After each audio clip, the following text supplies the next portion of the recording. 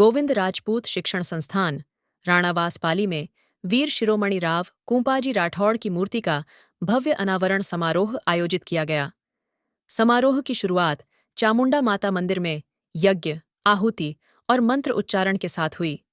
समिति के युवा अध्यक्ष अजय पाल सिंह हेमावास ने बताया कि समारोह में अतिथियों का स्वागत डिंगोर प्याऊ से राजपूत छात्रावास स्थित मूर्ति स्थल तक वाहन रैली द्वारा किया गया।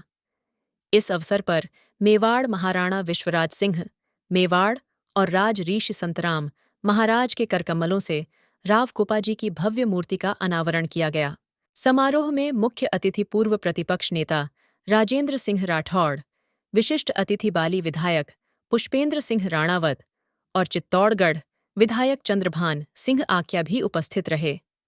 राज ऋषि संतराम महाराज ने वीर शिरोमणि राव कुपा राठौड़ के धर्म की रक्षा के लिए किए गए उनके बलिदान को याद करते हुए समस्त राजपूत समाज को उनके पद चिन्हों पर चलने का आह्वान किया।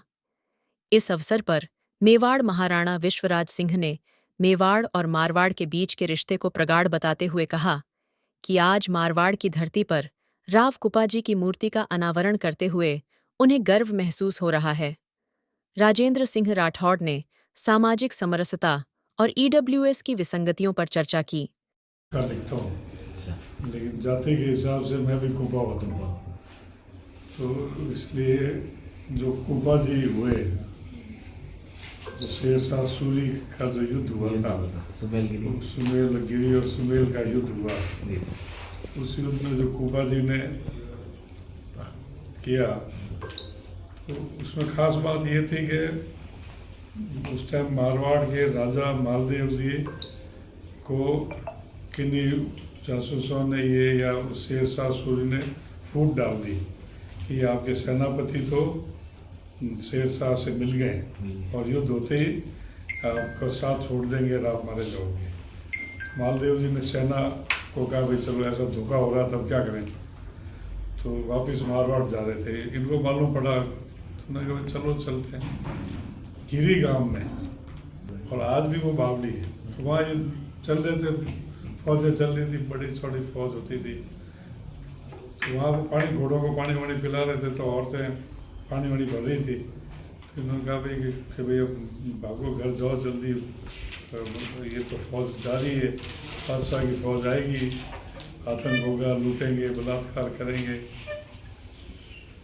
तो उन्होंने औरतों ने कहा कि साहब हमारे जब तक कुपा जी और जेठा जी हमारे सेनापति है तब तक हमको किसी बात की चिंता। अच्छा, वो ये हुआ कि वो जो गिरी, ये जो सोजत का परगना था, यहाँ से अपना मारवाड़ शुरू हो जाता है। उसके बाद तो जो अजमेर एरिया जो मालदेव जी ने जीता हुआ था, तो वो तो कभी जीता हो छोड़ो, यहाँ आके ये तब इनको फील हुआ कि भाई अपनी जनता को अपने पर विश्वास है और अपन इनको छोड़ के जाएं और इनके साथ अन्याय होगा तो ऐसा नहीं होना चाहिए। राजा मालदेव का आग्रह किया तो राजा मालदेव को और शक हुआ कि भाई मैं फौज हटने के लिए बोल रहा हूँ, ये युद्ध के लिए क्यों बोल रहे हैं, और शक हुआ।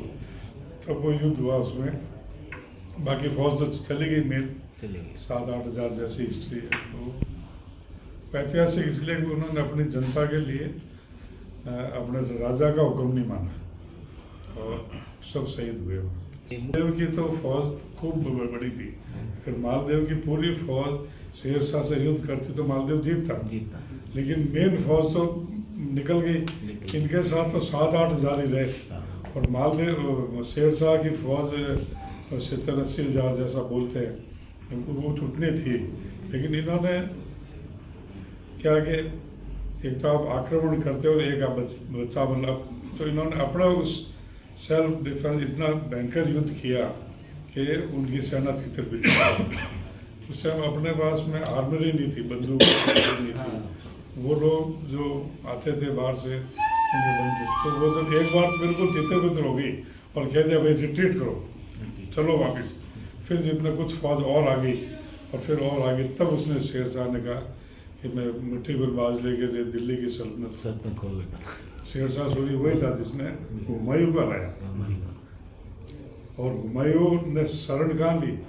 आज जो पाकिस्तान में उमरकोट जगह है, जो राजपूतों की, हिंदुओं की रियासत है, आज भी है, जहाँ से उनके परिवार वाले MP MLA जीतते हैं।